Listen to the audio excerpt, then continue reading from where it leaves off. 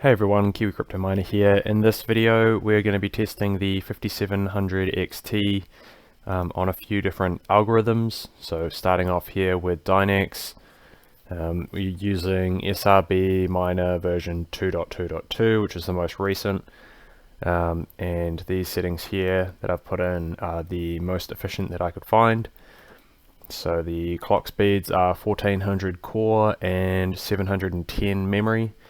And the undervolts are 690 core voltage, 610 memory controller voltage, 1170 memory voltage, and SoC VDD max of 760. And this is the flight sheet for anyone who wishes to see this. So just pretty simple, standard stuff. For Dynex you have to set the pool still in the extra configs here.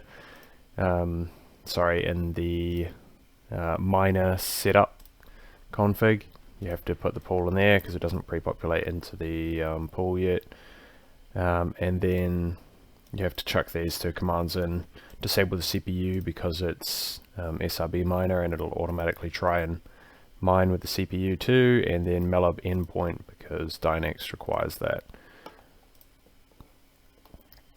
So you can see the hash rate is fluctuating between 260 and 270 hash.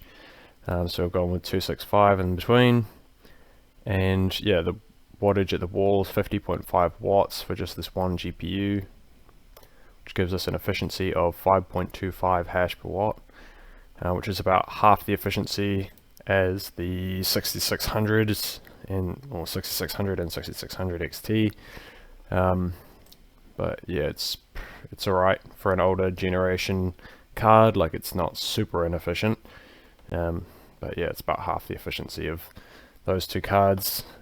Closer in efficiency to some of the Nvidia cards on the last update though, so I haven't retested these for this update. But yeah, I'll move on to the next algorithm and we'll see what that will be. Alright, this next algorithm up is Radiant. Again, we're using SRB miner, and these are the settings that we're using for Radiant. And sorry, I forgot to mention in the first part of the video, this card is Micron memory. You can actually see it down here, Micron memory, GDDR6, and it's also a power color model, for those that were wondering. But yeah, I'll show the overclock settings first. So 1250 on the core clock. And for the memory clock, we just put the number 1 in, and that'll change the memory state. The voltages: 670 core voltage, 570 memory controller voltage, 570 memory voltage, and 570 SoC VDD max. And then the flight sheet, just disabling the CPU as the special config argument, otherwise it'll try and mine on that. Everything else should look the same as mine. And yeah, some people like to see the inside of the miner, so I'll just open that up. Yeah, that's the inside of the miner, and we'll bring up the results that we got here. So 389 megahash at 57.5 watts at the wall gives an efficiency of 6.77 megahash per watt. The software power draw being 48, and those are the overclock settings that I used to achieve that. And yeah, on to the next algorithm. And the next algorithm up is Flux, and these are the most efficient settings. I'll show you the flight sheet first, but yeah, it's super basic, just the coin, the wallet, the pool, and the miner, most recent version of the miner. No extra configs, and the overclock settings are as shown here. So 1475 core, 720 core voltage, 570 memory controller voltage, 710 memory clock, 1170 memory voltage, and 760 SoC VDD max. And that gives us around 38 solutions.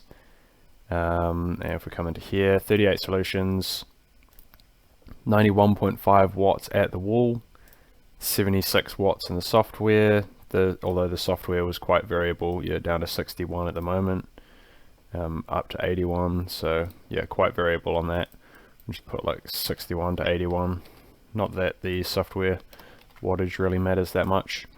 Efficiency based on the at the wall power draw is 0.415 solutions per watt.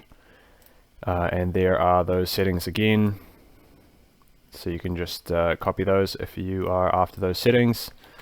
And I did just retest Ethash and Kapow as well. I didn't bother videoing it because it's pretty much the exact same settings as last time. So yeah, we've got 51 mega hash. This is on the stock BIOS, 51 mega hash at 102.5 watts, which is 0.498 mega hash per watt. And these are the settings here, and yes, R mode was on. And for Kapow, again, R mode was on. I don't have a column for it in this one, but R mode was on, and 21.7 mega hash, 110 watts, 0.197 mega hash per watt. So not quite as efficient as the 6000 series, but still pretty decent. Almost as good as the 3070 on Raven Kapow, or Raven Coin, Pharaoh, Meow Coin, and Neoxa. They all use a Kapow algorithm. And yeah, that's the settings just there. 1300 core, 670 core voltage, 630 memory controller voltage, 710 memory, 1180 memory voltage, and 760 SoC VDD max. And yeah, now I'll move on to the next algorithm, which is probably going to be Ergo. And the next algorithm up is Ergo. So again, Team Red Miner version 0.10.9. The settings are here, so 1125 core clock, 640 core voltage, 700 memory controller voltage, 925 memory clock, 1230 memory voltage, and 790 for the SoC VDD max. Same thing in the miner software again. Actually, I don't know why the email address is in there. I didn't even realize that was there. Don't think it's important because there is no email address that it's linking to. It's not in here. Yeah, I haven't put my email in, so it's not really calling on anything there. Must just be a nanopool thing. But and R mode is also active again. And we'll see the results over here. So the hash rate was fluctuating a bit because it was up just over 100, but because it fluctuates down a little bit, I've gone with an average of 98. And the wattage at the wall is 104.5. Yep, sorry, just double checking that. And then about 84 software wattage, which is about 0.938 mega hash per watt. And those are the overclock settings again. And on to the next algorithm. And the last algo up is Rio, or Kryptonite GPU algorithm. SRB miner again, version 2.2.2. And these are the overclock settings. Firstly, I'll just point out though that I've just gone really low on these voltages and the memory clock, but the voltages aren't actually being applied that low, and you can see the memory clock is showing as 100 megahertz in the miner software here. The core is showing at 958 megahertz, so we have it set at 1000, so it's not even that close really to what it is. And then down the bottom here, if you can see this on a small screen, I can zoom in. Hopefully that helps everyone see a bit better. So you can see the VDD 743, so we set it at around 750, so 740, yep, so that's accurate. But the SoC, I had it set at 620, so that's obviously not applying. So anything, if you set it 750 or below, you'll have the same result. The VDD CI, or memory controller voltage, we have it set at 500 and it's applying at 675, so yeah, that won't have an effect. And the memory voltage, which we set at like 600, is actually at 1256, which is just a side effect of having Micron memory Micro memory just sucks for graphics cards, unfortunately. It's less efficient. Yeah, that's pretty much all I've got for this video, so I will just show it in here so you can get the wattage and the efficiency numbers, and then those settings again. And yeah, again, those voltages, just pretty much whatever you want them to be, so long as they're below what they're being applied at, it doesn't really matter.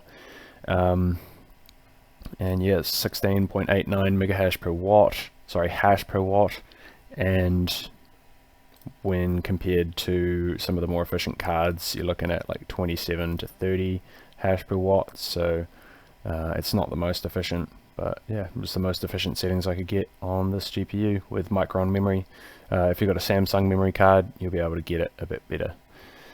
Yeah, that's all I got for this video, so leave a like, comment and subscribe to support the channel, and have a great day. See ya.